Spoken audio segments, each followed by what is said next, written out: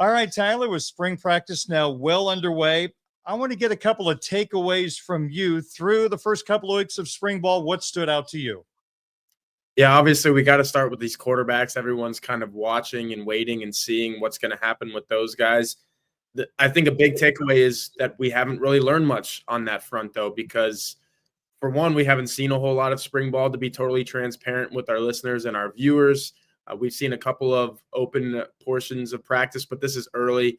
And I think something that Gino Guidugli said kind of stands out there. These guys are going to be progressing the most and separating themselves from the other guys in the pack the most during team periods. So I'm really excited to see on Saturday, we get to see an entire practice. What do these guys look like during team periods? Because that's when you're going to see, okay, Steve Angeli can make that throw. CJ Carr is making that throw. Can Kenny Minchie kind of do what those guys are doing? That's where we're going to see a whole lot there.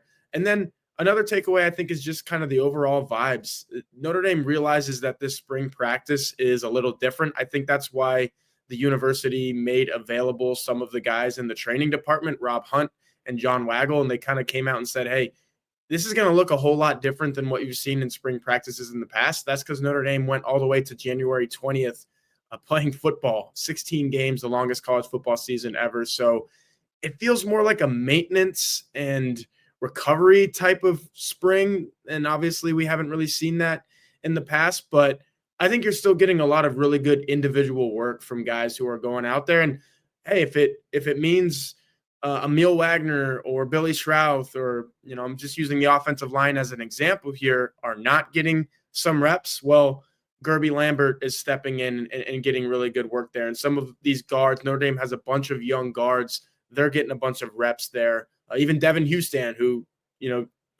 is making a transition from the defensive side of the ball. I've seen him get a lot of really good reps on offense. So while it feels a lot different, there's still a lot of really good work going on at the individual level as well. This is the type of the year where the hype train really gets rolling. So, Tyler, let me ask you, who are some guys you're buying into the hype right now? And is there a player or two maybe we should pump the brakes on? Buying into the hype with the young safeties and the older safeties as well, for that matter. I know we're not seeing Jalen Stroman on the field, a Virginia Tech transfer, but you've got guys like Tay Johnson and Luke Talek and all these guys. Kennedy Urlacher even is a year older, and he's getting a lot of really good experience. I think you have a handful of Notre Dame safeties who are really trying to make the same jump that a Don Schuler made at this very time last year, and specifically going into fall camp, I think is where you really saw him break out. But it started in spring ball when Rod Hurd, the Northwestern transfer, was not on campus. Don Schuler took it upon himself and said, hey, I'm going to do something here, and I'm going to make it to where Notre Dame is not going to be able to play a football game without me on the field as a starter. And sure enough, he became a surefire starter at safety for Notre Dame. I think you're seeing that with some of these other guys at safety who are trying to do that exact same thing. Pump the brakes on Jabron Payne a little bit. I get it. He looks great. He's fantastic. But this is more of what Notre Dame has in the running back room. And I think it's going to be really hard for him to come back from an ACL injury and unseat Aeneas Williams, who, by all accounts, does everything that Jabron Payne did in that 2023 season in 2024 as a true freshman. And he's only getting better. And like I said, you got 6 scholarship guys in that room. Kedron Young is very capable. The true freshman Nolan James is an early enrollee, and he looks very capable. So Jabron Payne, everything that he's gone through to get back onto the field, I think he looks outstanding physically. I mean, he's out there doing everything that these other guys are doing. But that's the issue, Darren. There's so many other guys doing exactly what he's doing. So it's going to be hard. And that goes back to what Jawan Sider said a couple of weeks ago in his press availability. You can't put 4 or 5 guys on the field. You're going to have to roll with 3. And right now, I truly believe that the 3 are Jeremiah Love, Jadarian Price, and Aeneas Williams. It was interesting to hear from defensive coordinator Chris Ash the other day.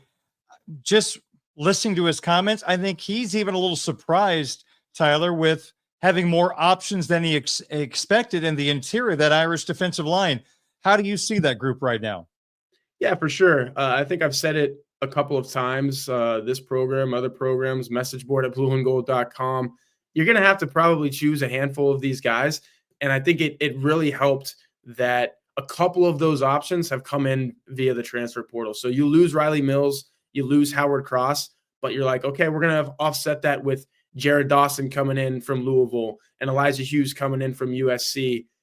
Dawson a little bit more prolific at his former institution than Hughes, but I think defensive tackle is a position where it takes some time to, like, we're talking about Jason Anye, and it's awesome that he overcame the things that he needed to get back onto the football field and just with the football program in general. But that's a guy whose rise has been a little steady, and it's not a rapid ascent at the defensive tackle position. So there's three guys right there that you're talking about that could play a lot of football. Donovan Heinisch and Gabriel Rubio. I said you need five. Those might be your five, but I kind of like the way that, some of these coaches, Al Washington, talking about Sean Sevillano and that he's like a different body type that Notre Dame doesn't have on its roster. Maybe not ready to play college football. You got to be quick out there.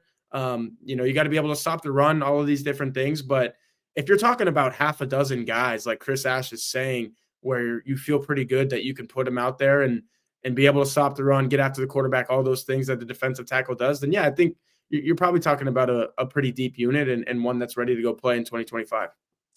I have to ask you about Charles Jagusah. I think if we ever get this guy healthy for a full year, he will prove that he is an elite left tackle. But Tyler, he's so good at offensive guard. He was back there working out a little bit late last week. Is he ultimately the domino, the first one to fall that kind of tells everybody else where they're going to play this year? Yeah, that could make it a lot easier for Joe Rudolph and Mike Denbrock, the guys who are making these decisions with the Notre Dame offensive line. Hearing Rudolph and reading between the lines of his transcript, it's okay.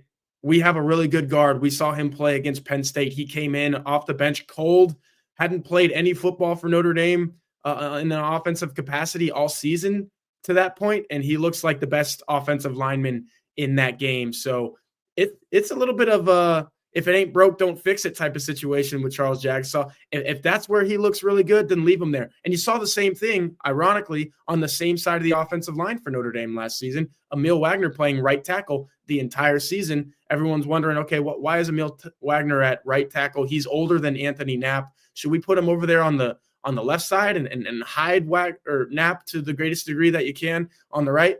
Rudolph was like, nope, I like what I see with Emil Wagner playing right tackle. That's where I'm going to leave him. It sounds like that's where he wants Charles Jagusah is lined up right next to Wagner at right guard. So to your point, yeah, you start filling in the dominoes start lining up correctly, right? You start filling in the puzzle when you got Wagner who needs to play right tackle, and you got Jagusah who needs to play right guard. And Ashton Craig comes back from his knee injury. He probably needs to play center because right now I don't see a whole lot of better options. And then you just keep working your way across the left side of the line there. And Billy Shrout is probably your best option at left guard right now. So again, ain't broke, don't fix it. Let him play there.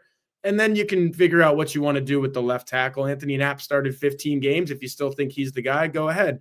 If you think that Gerby Lambert is going to be able to kind of rise up and overtake him as a sophomore, then do that. Or Will Black comes in over the summer. You'll see. But to your point, yeah, Charles Jagusah needs to play somewhere. And if you think it's right guard, then look, you only have 5 of these spots. And if you got 20% of that filled out with Jagusah at right guard, then you're on your way. And yeah, he's an amazing football player. And that speaks to what Notre Dame does with the offensive line position. You got these guys where you can't go wrong anywhere you put them. He's one of those, and it makes you feel a lot better about the entire operation.